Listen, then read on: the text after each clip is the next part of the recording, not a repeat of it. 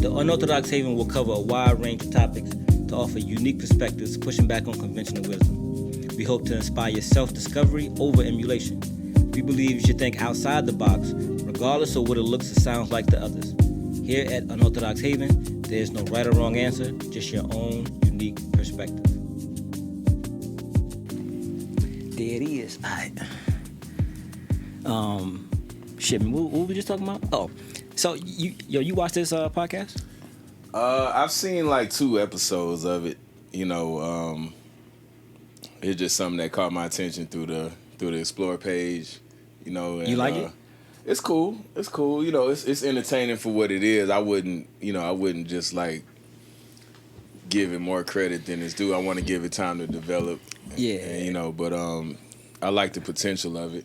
I do. I think you know, it's a different angle from what we used to. And does Cam curse on him? Not Cam, but Mace. Is he? Nah, he don't really do too much.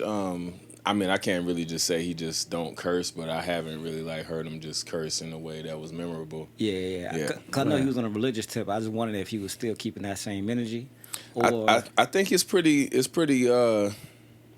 I think it's pretty clean in that regard. I know Cam, you know, he's still Cam, but that's what I was saying. Like sitting across from Cam, a person like to talk like Cam versus somebody that probably, you know what I'm saying, don't want to talk like that at all. I wonder how that dynamic is. If you wonder what we're talking about, it's actually pretty good because they was friends from jump. From jump, yeah. Mm-hmm. It don't feel like a business, like a Shay and Shannon Sharp and Skip kind of relationship. This is something different. I feel you on that. Mm-hmm. So what you about to say, Pezo? I was saying, if you wonder what we're talking about, we're talking about It Is What It Is podcast with Cam and Mace. Mm-hmm. So for those who don't wonder, like, what are they talking about? Yeah, that's what we're talking about, the new podcast, It Is What It Is. Yeah, like I was telling Pezo before you came in here, y'all, I was like, I don't like the set. Mm-hmm. But again, like I want to like preface that opinion. That's just my own personal opinion. You know what I'm saying? Yeah, the set is very contrived. You know, it's not. I mean, I get the pink and the blue. You know, I'm sure Cameron has some reason, right? Yeah. Marketing probably makes sense to the vision of the branding and all that stuff. But to me, it just come across like a little wonky. Like it's like they trying to appeal to a crowd that isn't really their fan base yet. Exactly. Like that look. It looks like it would be something outside of hip hop, and somebody sitting around saying, "This nigga did this," and you know what I'm saying? Right. Like it don't fit. It don't feel like it align. Right. You know what I mean? Again, I would have preferred more like an urban landscape. Exactly. You know, something that's more like Harlem. Exactly. You know, they could have brought it all the way home. Right. You know, I agree. I think they could have definitely personalized it a little bit more. But you know, pink is his color. Mm-hmm. Yeah. Mm-hmm. Yeah. Yeah. It Cam, is. Yeah, Cam. That's he the one made pink famous. You could say that. But for men. But he could have incorporated pink in a Harlem way. This feels like cheesy to me. Yeah, it does. You know what I'm saying? It feels like a spoof almost. It feels like a newscast spoof. You know what I'm saying? Like if it was like a spoof for like the Chappelle Show. You know what I'm saying? It's like newscasters that's dressed up like newscaster, but get on there and just talk some old like nigga. Some nigga shit. Right. Yeah, I like how the $1 million worth of game approach is. You know, they kind of just shoot wherever they are. Yep. Right. Just keep it original. Right. For sure. I think the set.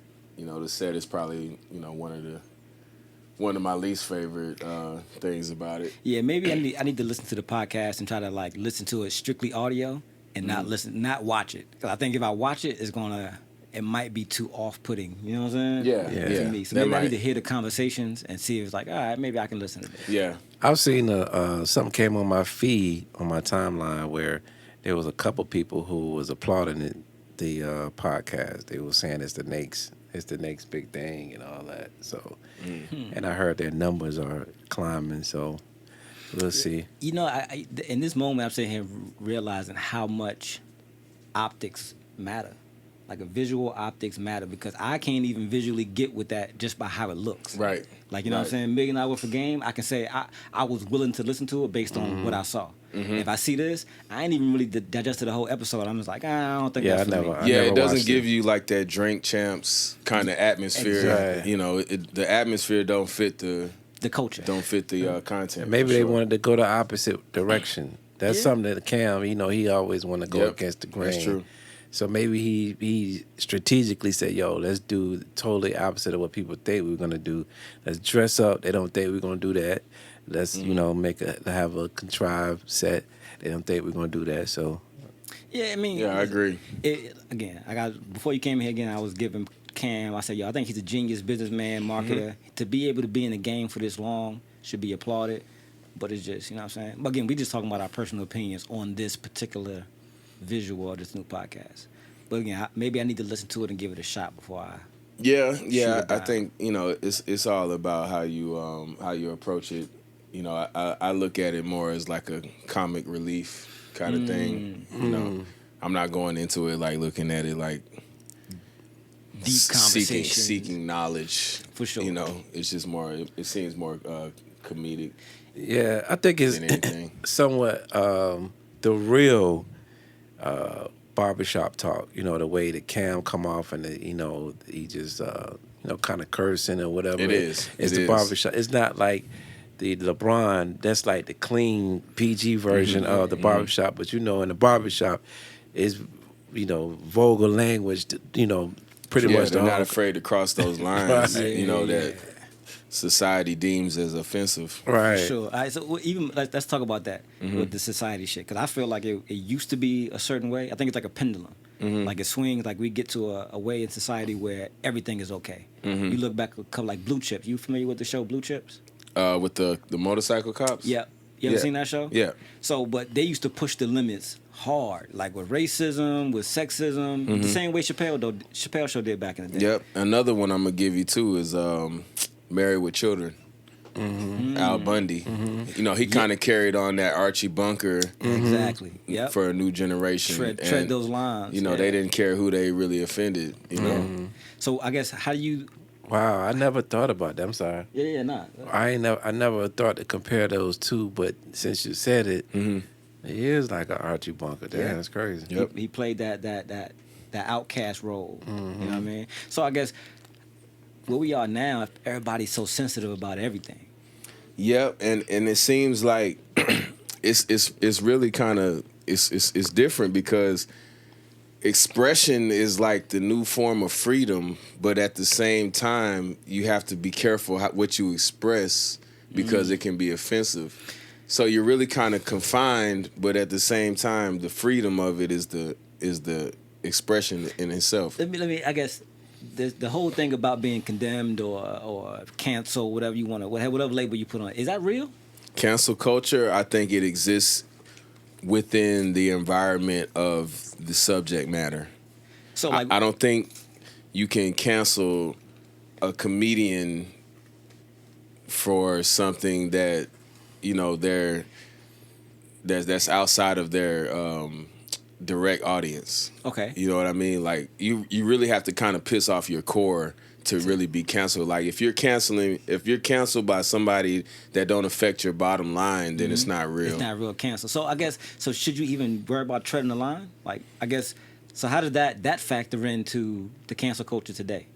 Again, I think it's like a duality there because the provocativeness can bring an audience as well as push another audience away. For sure. So should you care? So I think you should definitely just stay true to who you are and let the chips fall where they may. Yeah, I agree. I think you should just whoever sticks with you is your audience, and whoever is offended by your thought process is not for your audience. So it's really like a filtration system. For sure.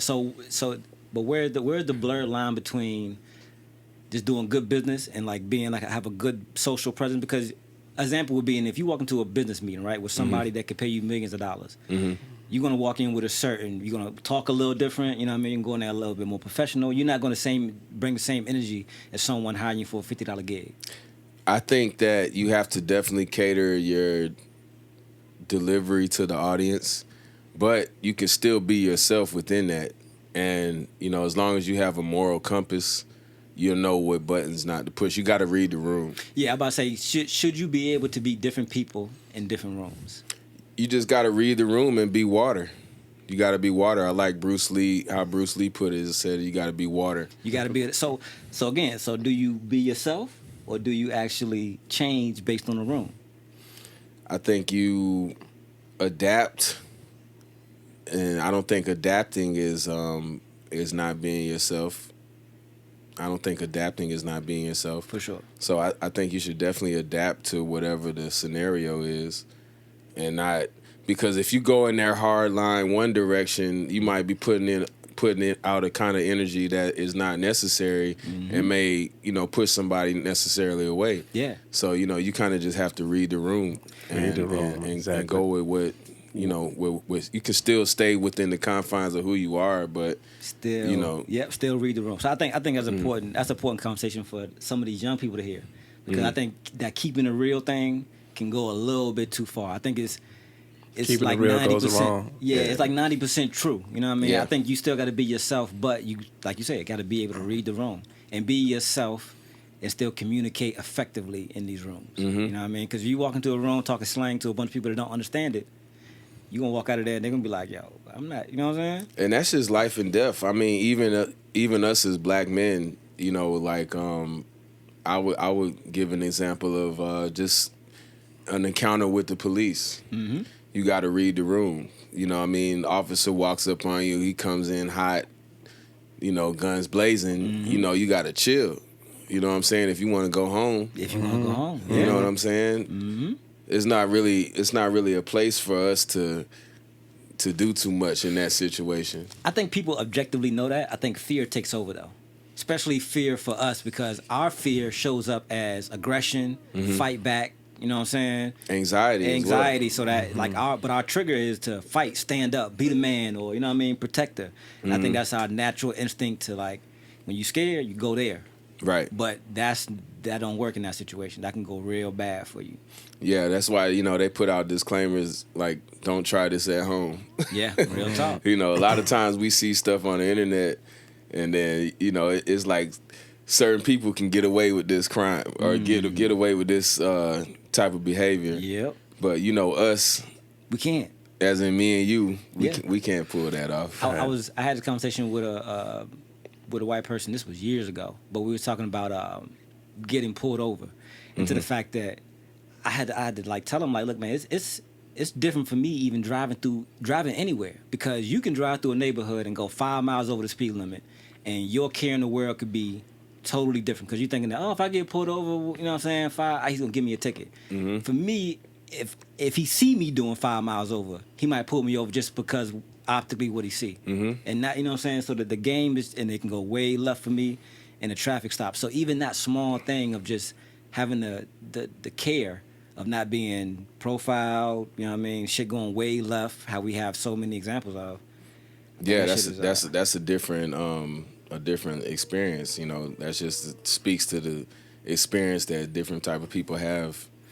Yeah, man, it's hard being a black man out here, for sure. It's definitely hard being a black man. It's lit, but it's dangerous. It's dangerous. Yeah, it's dangerous. For sure. Like, it's we have black privilege. We have privilege. Yes. You know what I mean? There's such thing as white privilege. Yes. There's such thing as black privilege, female privilege, male privilege. I think everybody have their own set of privileges. You know what I'm saying? I agree. And I don't think there's you know what I mean? I think that when we hear white privilege, we put a negative connotation on it automatically. Yeah. You know what I mean? Because what we know about, when you think about the history of white people, for us, you know what I mean, it's one thing that hits the top of the list. Is, you know what I mean, how we would treat it, how our people would treat it. But think how many things that we have to encounter to be able to live, right? So we might see a group of black young teenagers walking down the street. You're going to be like, do I stay on this side of the street or do I get over? Because you don't trust, you know what I'm saying? Right. Then you might see a white group of guys walking down the street. Then you wonder, are these rednecks or are these, you know what I'm saying, these type of guys? There's a different fear. Yeah, so it's multiple fears, you know what I'm saying? So we always have to keep our heads on a swivel. We always have to. And always also consider the certain things that can happen, that has the potential of happening just like that. For sure. Shit can go left real fast. With us being in the South, Roy Woods Jr. made a good joke. He said, if we get rid of the Confederate flag, how we gonna know who the good white people are? Right. Yeah. For real? That's hilarious. Yeah, that's crazy. I mean, think about it. It's like that. It's like the warning sign. You know, on the. It's like the Surgeon General's warning on the pack of cigarettes. I think the other kind of racism is even scarier. It's the hidden. It's the covert. The You know what I'm saying? Not the yeah. overt. The overt, I like the overt. Me too. I like when I can know or I can see that you're racist. You know what I'm saying? Because I can put you in a box and move accordingly in the situation. But if I don't know, it can get a little tricky out here. Because Very tricky. I mean, I got white friends. You know what I mean? I got white people that's cool. You know what I mean? Absolutely. So I try not to put that first. You know what I mean? Put that block on. You know what I mean? Before I interact with them. But yeah, I only go off what you show me. Yeah, I only go off what you show me. Yep. You know, and then, you know, there's certain microaggressions that sometimes white people just, they think we may have come a little bit farther along than we actually have. Mm-hmm. Like, I had a white friend, one of my best friends to this day, but, you know, at his wedding, his boutonniere was cotton. His boutonniere was a flower of cotton. Yeah, for like sure. a bloom of cotton. Mm-hmm. And so, you know, me, you know, he was asking me to be part of the wedding. I actually couldn't make it because it was on it was the same day as my son's birthday. But, you know, like, to me, I would have been a little bit uncomfortable, Right. You know, Yeah. walking up in what there. What you really saying? And it's a bouquet of cotton right there. Real talk. You know, so that was different. And, you know, I don't even think he realized, like, the correlation between the two. correlation between the two. Do we have a lot of black friends? He's a school teacher, actually. So, you know, in that regard, in Savannah, I think he should have a little. He should be a little bit more aware. So, but that's a good topic too, though, because like that awareness thing, right? Mm-hmm. Like, if you've been taught, if it's become a fabric of your culture.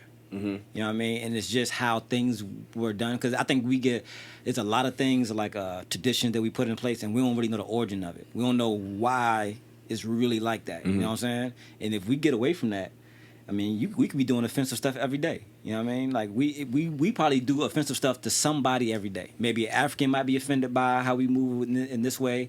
A Spanish person might be offended by how we say this or say that. And we don't know because we're just not hip to that culture. You know That's what I'm saying? true. Or you just doing what you know. Like, I wasn't meaning to be offensive. Right. Like, on a past episode, I called myself homophobic, right? Mm-hmm. And when I listened back to it, the optics of it sounded bad. Like, I'm not really homophobic, but what I was saying was that I come from a society where things that deemed homophobic today were normal back then. Right. You know what I mean? Certain conversations in certain rooms, when I say normal, within my universe, the older men in my circle were saying, like, oh, don't do that gay shit, or don't do this thing. And their sentiments probably been on track, but it's come off very homophobic because they're putting these flaws on your sexuality. Well, in my opinion, the community in general I think they have gotten a little bit more sensitive over time. Mm-hmm. When you say community, you talking about which kid? Yeah, in general. I mean, I feel like when they were depicted back in earlier time, I'm not gonna say like probably no earlier than the 90s, but it was like it was like something that didn't have to be, you know, you didn't have to have this long drawn out diatribe about, you know, what was accepted and what wasn't, or how you felt about this and that, and everybody just kind of did their own thing, and you know, when you saw somebody that was from the community, you know, you acknowledged it, you know, but it wasn't really like a big deal. How old are you? I'm 39. You 39. I'm 38. Mm-hmm. How old are you, Pezo? I'm 50. So he has a different perspective because you grew up where? You grew up in Virginia though. Virginia and North Carolina. Okay, so back in your day, how as a youngin' though? Back in my day, like I'm old as hell. Well, I mean, 12 years is a lifetime. You know what I'm saying? But so back in your time when you were young, when you were 16, I was just being born. You dig what I'm saying? So when you were 16 outside, how was it like being gay? How did the people in your community treat being gay? The same way he described it. Like you didn't need a whole diatribe. It was like that person is different, gay, and that's it. You know what I'm saying? It was like And you let them rock. And you let but you don't bring it this way. It was like, nah, it's cool, but stay over there with taboo that. type. You know what I'm saying? Is that religion though? Was that religion to play the part in that, or do you think it's just when you brought up around older elders, they just didn't play that. Like, it was in my universe. See, the same thing I was talking about. They didn't, they didn't tolerate it. They ain't play it. And they would say stuff like, that's such. You know what I mean? Like, he don't need to come out here with that. Keep that over there. Just little remarks. You know what I'm saying, that you kind of picked up. Outcasted.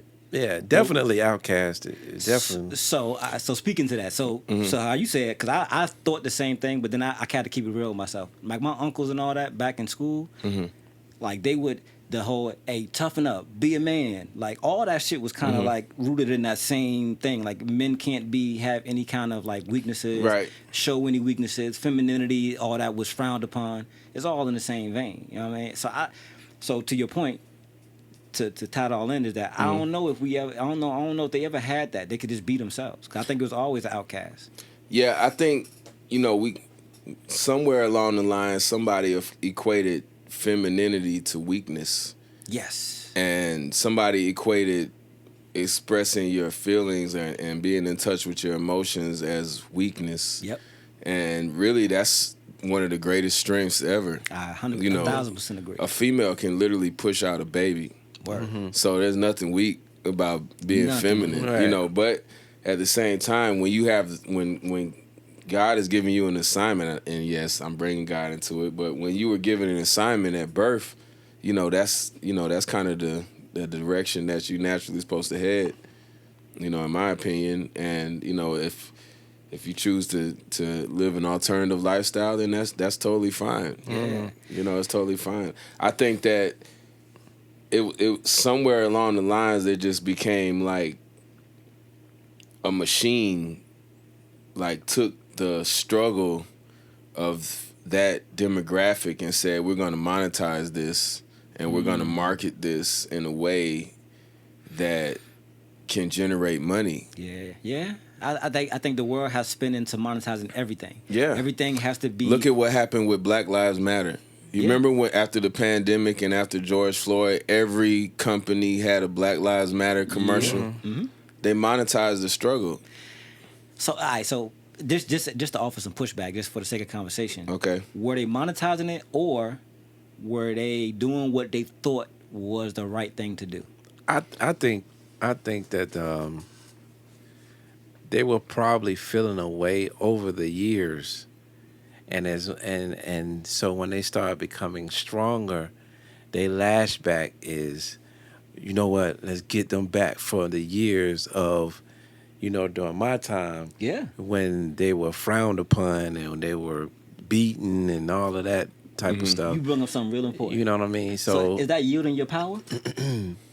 What you mean? So as soon as you got an opportunity to people listening to your issues loud enough, wouldn't you like, you know what I mean, run that? You would want it to, you definitely would want it to be amplified, but at what cost? I mean, when you look at what happened with Black Lives Matter, there's all this these skeletons that have come out of the closet about that organization, and I think that the monetization of it made people rush into it without doing their due diligence. Yes, I agree. There's a lot of other grassroots organizations that could have probably had much more outreach. Yeah, I think this, us as a society, and not just, when I say that, I'm not saying black people and white people. I'm telling us, society as humans in general. I think that we have grown to a place that where money is at the top of every totem pole. It is. And people won't even show up for money without making some money. People say, "Is there money opportunity here?" Or how even when we talk about any business, we're like, "Well, how can we monetize this?" And we will make our next step based on a monetization versus based on what you want to accomplish. So, do you think that they did that purposely because they knew that they can destroy it from, all right, let's everybody just buy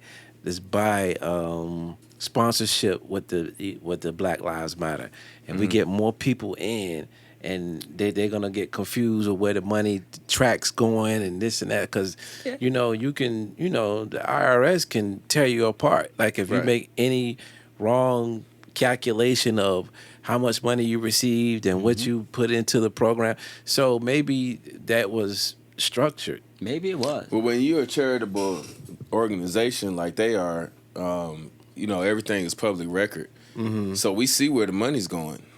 So there's really not nothing that you can hide. So like, it's just a matter of if you look close enough. So when people start looking closely, you're seeing, oh, this went to the Democratic Party. Oh, this went to a mansion over here, and this went to a exorbitant salary for the organizers. Close of kin. So it's a lot of questionable stuff there. And not to say that's the only organization that operates that way. I'm not throwing them under the bus in that sense, but I'm just saying that there has to be it has to be more of a accountability, openness. When it comes to where is all these funds going, and what is all this recognition working towards. And the reason why I say, I'm sorry, go ahead. It's because I have a 501c3 too, right? So like it could be as simple as you paying for a dinner and you taking a tab, right? And you didn't report that. You know what I'm saying? So as simple as that could be a violation. Absolutely. So once I think with any charitable organization, if you put the microscope close, you're gonna find these things. You know what I mean? So I think in that same realm, I don't know. I just don't trust sometimes the media. So sometimes I'll be like, okay, why? Or what was this whole thing was behind this whole thing? So with Black Lives Matter, let me ask you a question. So with the whole thing, do you think that the optics of it, of what this establishment did with the money versus what the message was across the globe, when you compare the two, which one matters more? Because you even if you suspect why these companies did Black Lives Matter, but if the world, like the message that casted so wide, do you think it made any headway in our society or world at all? You don't think that message reaching? Can you name one substantial achievement that was the direct cause of that? I mean, there's the George Floyd Act. I will acknowledge that. But aside from that, black people are still catching hell. We're still dying at the hands of police. Valid. I don't think the message didn't permeate as well as it should have. I think there should have been, for example, you remember when the pandemic first happened, the Asians were getting attacked, and they immediately dropped the Asian hate bill. For sure. Yeah. Legislation. There's no similar thing to that for black people. I agree. So you think the slogan is something that we can say that may add some sort of confidence in, because it is true, like we do matter, and a lot of times that the self-hate causes us to feel like we don't matter, and that's why we're able to do the things that we do to each other. Yep, that's what I was point to. Not that I can point to a specific thing like a legislation that was passed because of Black Lives Matters, but I think about optics wise for a kid, right? That whole thing was happening. The kid that's 10, 11, 12, right? If the biggest thing for the last 3 years was Black Lives Matter for the run it had, right?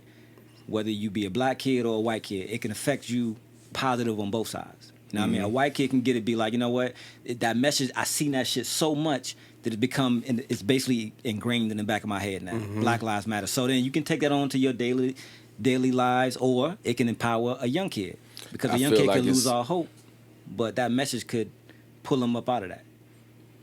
I think that it originally started out with that intention, but it's been too diluted at this point because we allowed everybody to join in. Is it diluted because we start judging them based on what they did with the money? No, because it's not just black people doing it.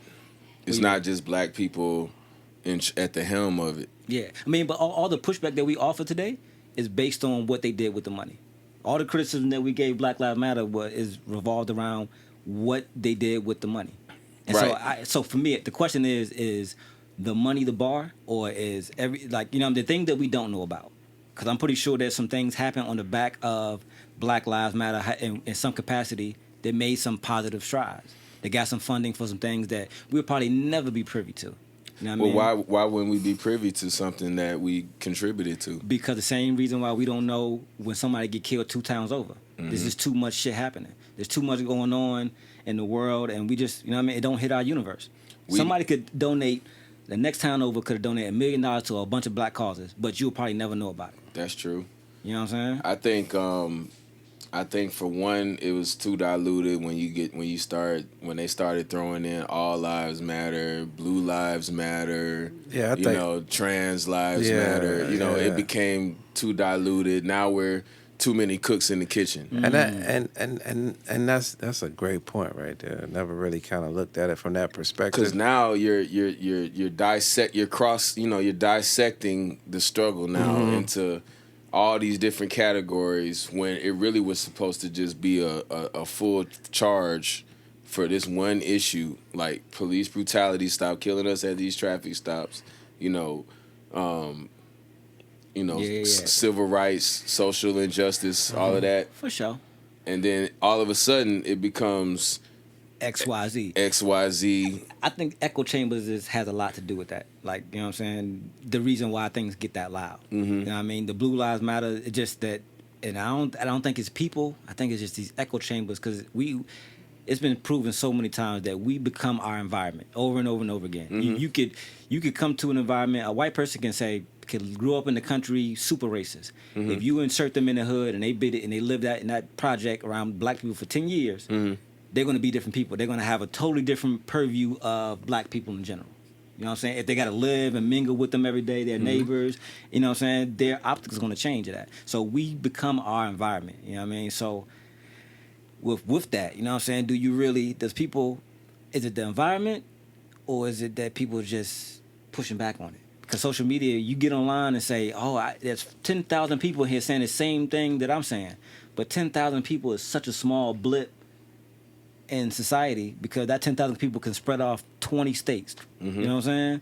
And hundreds of towns. So then you're saying, 5 people over here, 10 people over here. So the optics could be, all these people are saying this thing, but really it's just 10 people from over here, 10 people from down here, 20 people from a different state. You know what I'm saying? It's so spread out. But those echo chambers can make it seem so loud. Yeah, I agree. I think with social media, it gives people to kind of covertly support these causes without sacrificing their public image. Yeah. You know what I mean? So, like, you're able to be on Facebook tweeting whatever hashtag you want, but then you still go to work over here in the hood. Yeah. And then you come back home and now you're like bashing the same community that you serve every day at work. Fact. And those people at work don't even know you don't like them. Yeah. And this is what happens with police officers. They live in the suburbs and then they go get a job for the police force in the hood. Yeah. And so, when they go back home, they're like venting to their family about all their struggles. Yep. And then that makes somebody who's in the suburbs, who never even been around that, have a preconceived notion about how these people are. Yep. Just based off of those bad apples that they deal with. That should happen with us too. With black people, we same thing. We'll get a notion of what white people are. And our grandparents would tell us, hey, don't go over here because of this. Don't do this because of this. Or our elders, I won't say our grandparents, but our elders would say, hey, you got to watch out for this. And white people do this based on their set of experiences. Yeah. And we don't even, you know what I'm saying, and the world is changing so much and so fast that somebody like Pezo's age, not to, like, you know what I'm saying, say you old, but I'm just saying, like, nigga, he said but from how close you are to our age, like, you're not really that far away from us, but you grew up totally different.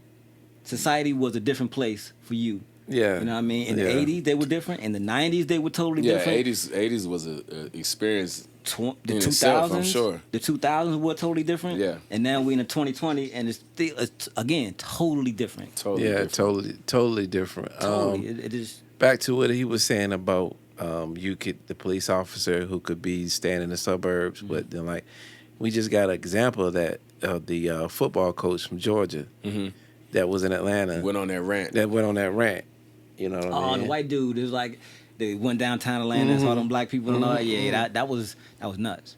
But it just he lives in a bubble. You can tell he lives in a bubble. Yep. All his friends are white. Everybody he associated with is white. And he had black players that was going to his camp. So he don't look at them as equal though. He look at them as, hey, these kind of people do this thing. And that's not his first outburst. Obviously, he was. The words flow too easily. Way too easy. Right. This is something that he talks about with his friends all the time. Consistently, And this is what we have to deal with. So there's a reason for us. Like there's clear examples in society, more and more thanks to the cameras on our phones. Yeah. There's clear examples of why we can be paranoid. Yeah. But you can't go out there and say every black father is a deadbeat. Yeah, you can't. Yeah. Because science will prove otherwise. Right. That what is it called? Like the stereotype is louder though. Right. You know what I mean? The stereotypes get because hysteria super and you got media. The machine can get behind any cause and make it seem like reality. Way bigger than what it actually is. We could segue that into COVID. Yeah. So COVID is another example. How'd you fare through COVID? So COVID was interesting for me because my job requires me to travel as a clothing salesman, and I also had a baby due in January of 2020. So my daughter was born in January. So you got a COVID baby. COVID baby. Well, I don't know if COVID baby technically classifies for her because she was already conceived before the pandemic. So I would think like COVID baby would be like a baby that was conceived during lockdown. So no, I guess for me, how I define COVID baby is that those kids they was born into a world where social shit had kind of dissipated for a second. Like you said, nobody was really having these get-togethers. There wasn't a whole bunch of birthday parties all the time. All that shit came to a halt. People wasn't outside like that. You know what I'm saying? We wasn't taking kids out to the parks no more. You wasn't, you know what I mean? Anything that involved people, it was kind of like, So my his daughter is just starting to go to school. And she's a COVID baby. And so now that she's in a classroom with a bunch of people, it's different. It's way different for her. Yeah, I've noticed some difference in my daughter's development versus my son's development, and he started daycare at like 6 weeks versus her starting daycare at like 8 months. Okay. And it's you can see the differences. Not that she's slow or anything, you know what I'm saying? But you could definitely tell like there was some socializing differences, and that's interesting. I'm not sure how it's going to play out over time, but you can definitely tell there's some differences there. But as far as me personally, I noticed that the first thing I noticed was business. The economy definitely changed. For sure. Our resources changed. Ground beef was selling out. We couldn't find ground beef, toilet paper.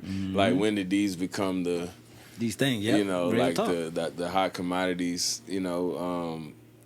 A lot of stuff that people take for granted every day became super important. Highlighted. Yeah, it kind of just seemed like it was like if you grew up or if you just was used to just having a regular life, like none of that stuff really kind of too much threw you off. Yep. I feel like that's true. Cause I think if you got caught up in too much material or having the world of like convenience. Yeah, it was more panic and hysteria that was pushed from the media. Real talk. Yeah. Because at the end of the day, who's going to benefit from all this? The stores are going to benefit from us rushing out and buying all the gallons of milk. Yep. And going to Home Depot and getting boards of wood and for all this panic shit and COVID masks and all that. I started selling masks. I still got a bag of masks right there. From the first original pandemic, and I remember I got like 20 masks for like $1.50 a piece, and I was selling them for like $10. Yeah, and just people buying them. Just because people was just like, I need masks. I need masks. Yep. It changed everything, man. COVID was I think it shifted a lot of things. Like even with the kid thing, man, my daughter's older, but even that affected her because again, she would go to school, and school shut down for a minute. Everybody went away, so even the school thing, all the social structures in school, just for those 3 years, just went away for kids. And the kids that went through that at the most impressionable time, they missed out on all those things. All they had was the people in their household to pull all their mannerisms from. Yep. You know what I'm saying? They didn't have that community. Now, us as grown-ups, we got years of that, you know what I'm saying, from pulling from different people. But the kids that were born in that, or the kids that went through that in their most formative stages, it affected them. It changed a lot of things. I think it was good in some ways because it kind of brought us back in. You know, I think society kind of encourages us to go out and see everything but what we got right in front of us. I agree.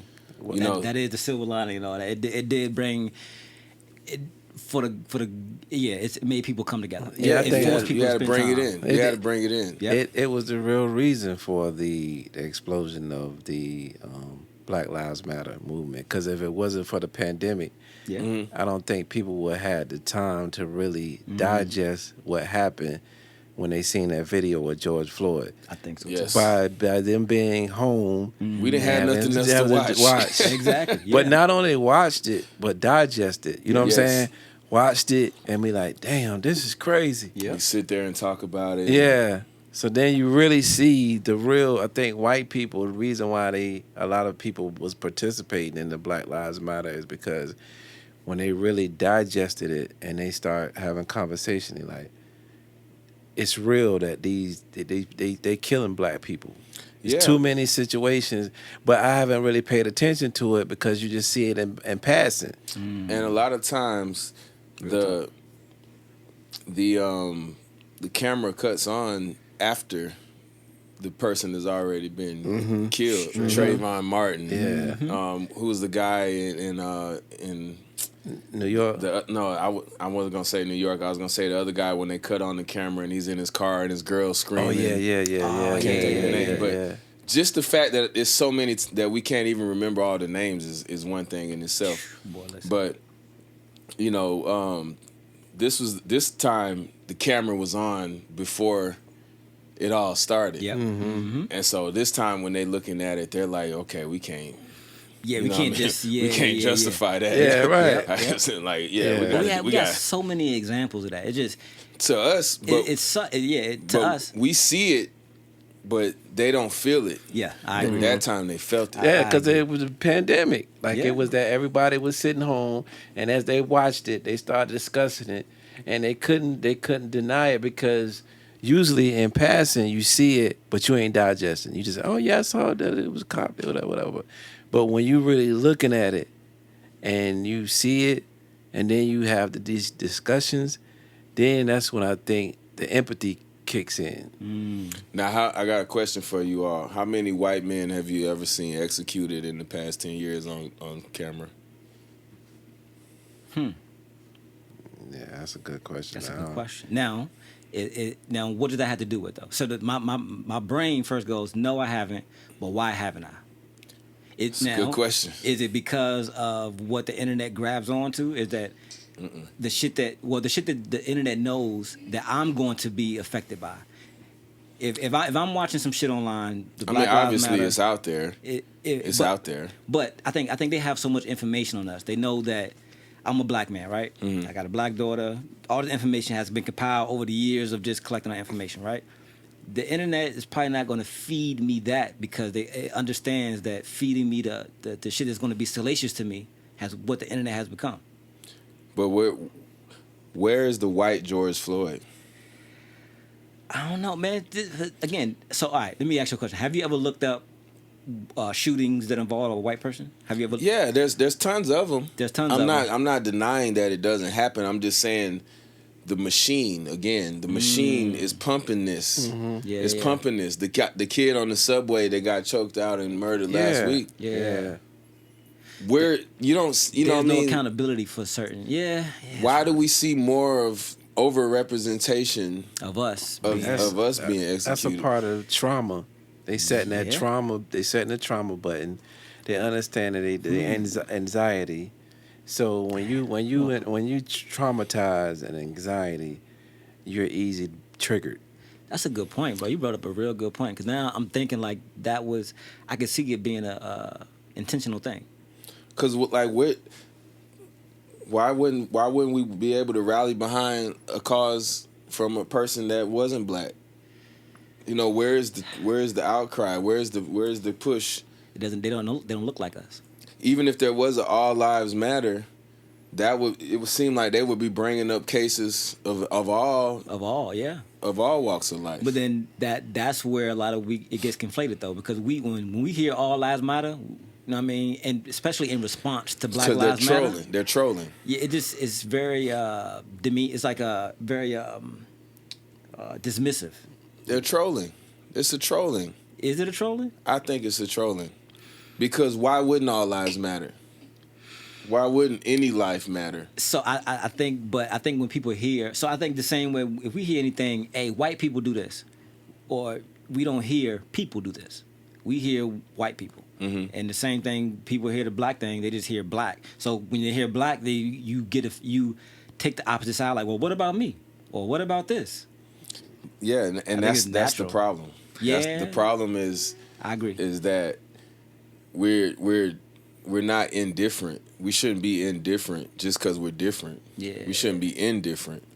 You know, okay, you have an issue, I have an issue. You have AIDS, I have cancer. Mm-hmm. Does your AIDS cancel out my cancer? Yeah, but we will find things to justify why our thing is more important, which it is because it's more important to us because it's our shit. Right. But you know what I'm saying? But when you express that to somebody else, they hear their thing is not important.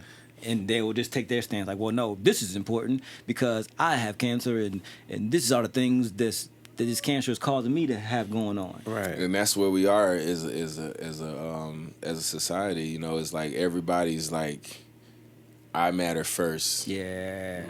You know, and in a bad way, you know, as you should matter first, but not to the exception of the next. I agree. Mm-hmm. You know? Yeah. Have you seen that video that I posted? It probably was like 2 months ago. It was a white guy. He was standing in front of Walmart with a Black Lives Matter flag. Mm-hmm. And it was white people just kind of pulling over to the side, threatening them. It's in Arkansas. Yeah. I saw that. Yeah. Mm-hmm. I saw that. Yeah. So it was really interesting. There's certain things that they were saying, like, life was threatened. Like, we'll kill you. Don't be out here past dark.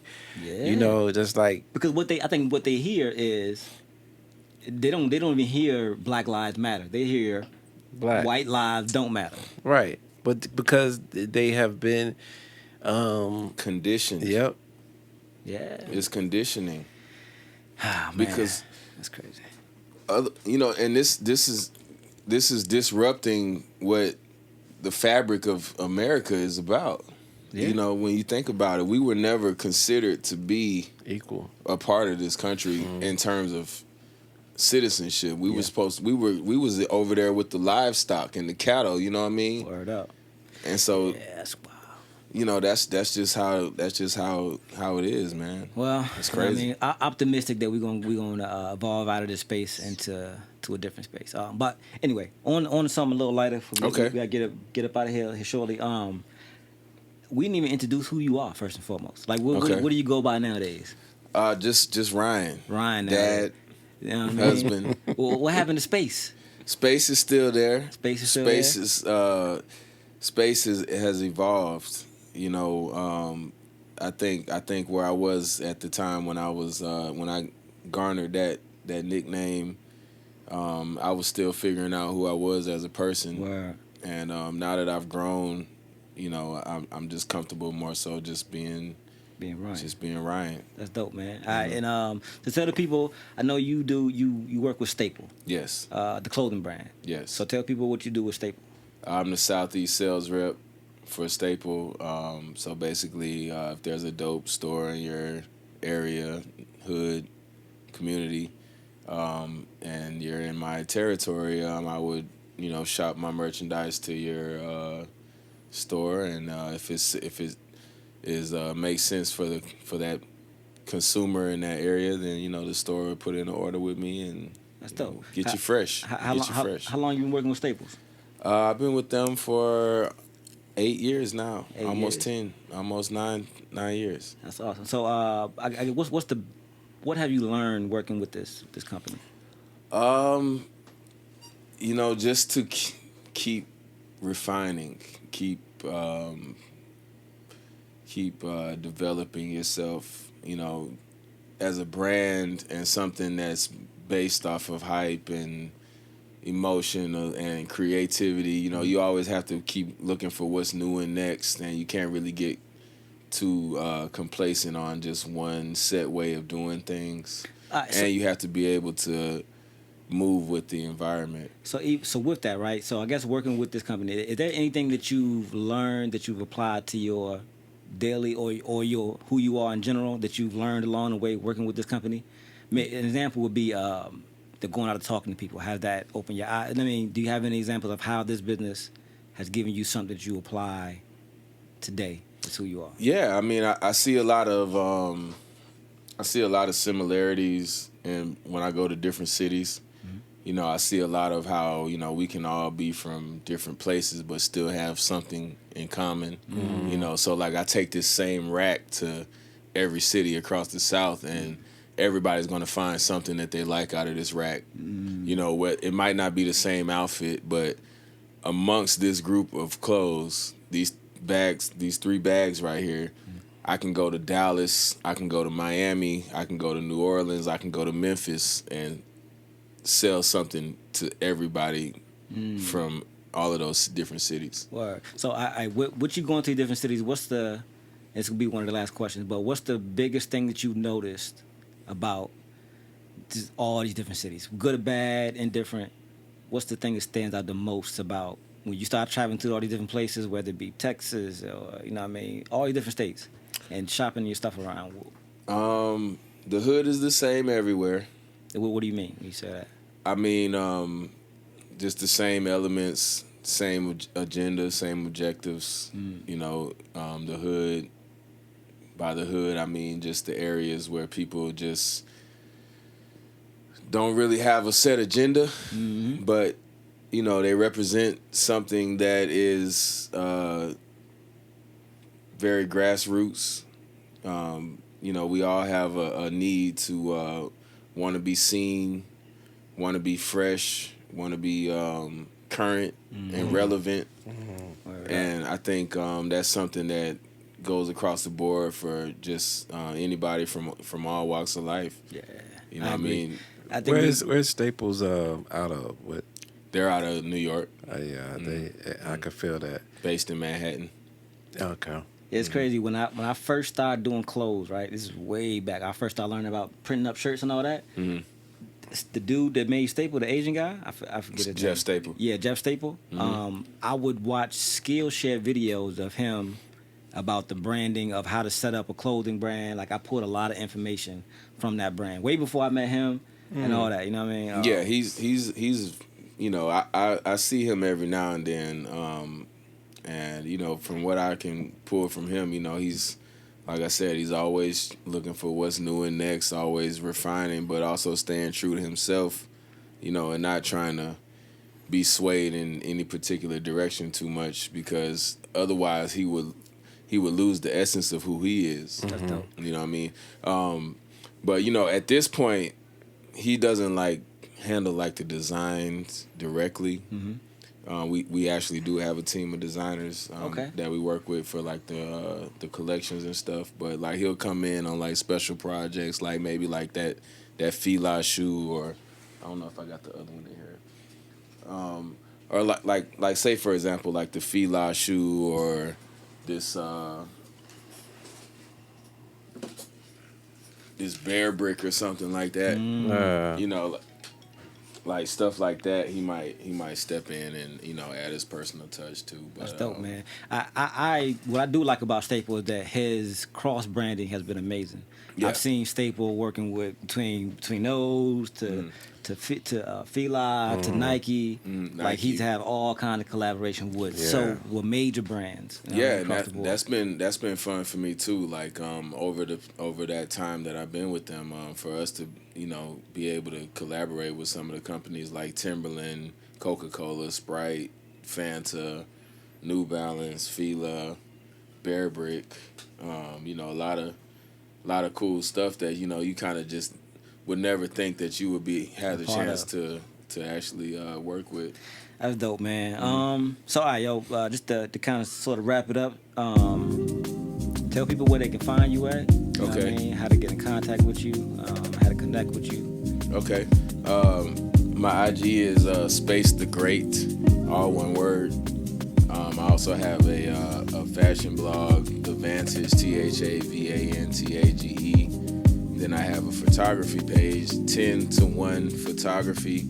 That's the word 10, the number 2, the word 1, and then the word photography.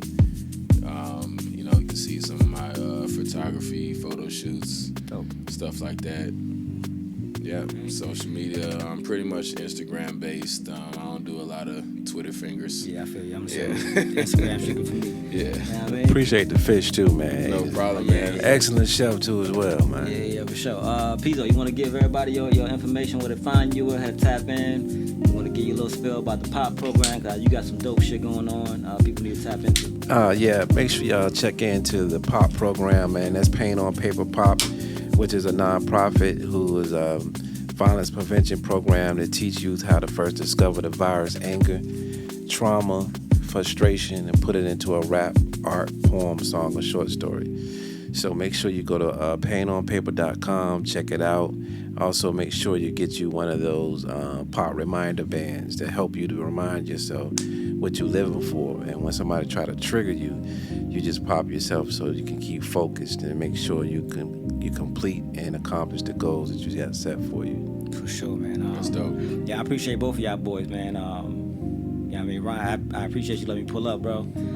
It's been a minute since we've seen each other. Thank you for coming, man. So I appreciate you opening your doors to me, brother. Great conversation, Pezo. Always a pleasure, my man. Appreciate it. Keep on working, keep it pushing. Yes, sir. And everybody listening, man, this is the Unorthodox Haven, where we just sit around and have some dope conversation, man. Like just sit down and talk to people, regular people, about their perspectives on different topics. I feel like when I say that, I maybe think of your joint, Pezo, that we was doing earlier. Pop that topic. Yeah. But just I appreciate conversation. I value conversations. I value different opinions. I value different perspectives on different topics. So I sit down and try to talk to people, and even if I agree with them, I try to give a little pushback, just to inspire thought, to inspire, self-discovery, and not just locking into how we think things are or how we think we are. We evolve, we grow so fast and so much that the person you was last year ain't the same as you were this year. And if you don't revisit some of these topics or some of these situations, you might still, in your brain, might operate that same way you did last year. But until you step into that new thing, you might realize that, this is actually fun to me now, or this isn't for me anymore, whichever way it goes. So have conversations, man, and take little beats of this conversation that you hear and take it home, man. Talk to your spouse about it. Talk to your brother, talk to your mother about some of the hard conversations, or just conversation in general, man. You never know what you find out about somebody. You never know what you learn. You never know what you eventually might unlearn. So appreciate y'all boys again. Appreciate everybody tuning in to the Unorthodox Haven. And until next time, peace.